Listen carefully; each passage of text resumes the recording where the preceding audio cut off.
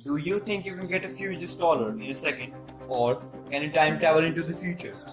As strange as it sounds, it is indeed possible.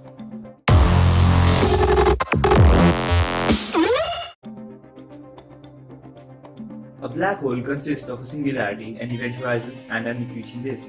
The accretion disk consists of matter in orbit around the black hole, moving at sublight speeds. Friction causes it to emit heat and light, and slow down and fall into the black hole. The event horizon is the point of no return, and the singularity is where all the mass of the black hole lies. Let's see what happened. Firstly, gravity is inversely proportional to the square of distance between the bodies, or that gravity gets weaker with distance. Hence, the force of gravity on Bob's legs is more than that on his head, resulting in vertical stretching. Secondly, gravity is a central force, which is that bodies accelerate towards each other's center of mass.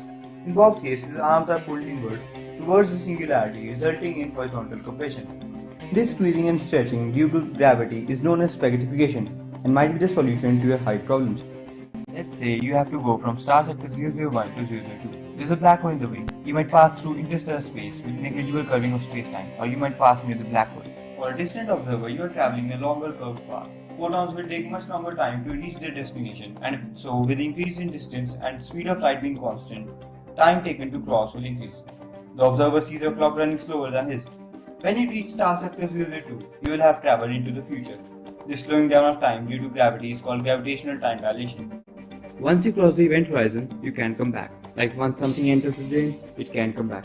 This is because the escape velocity at the event horizon becomes equal to the speed of light, and since nothing can travel faster than that, nothing, not even light, can escape. The more density an object has, the more it bends space-time. Singularity has infinite density, due to which force of gravity becomes infinite at the singularity. A singularity is unavoidable. If it were a point in space, you could have avoided it by moving around it. Rather, it is a singularity in time. It's an unavoidable movement in time in the future.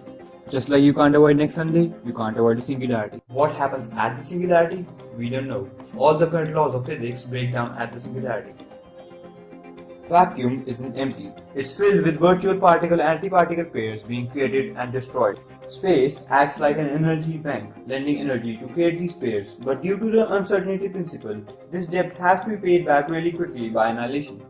However, near a black hole, if one of these particles falls into the black hole and the other escapes to become a real particle, the black hole has to pay the debt by losing mass and getting smaller, because according to relativity, mass equal to energy. The escaped particles appear as coming from the black hole itself, known as Hawking radiation. Small black holes evaporate really quickly, just like an aspirin dissolving in water, while the largest ones will live for a good years.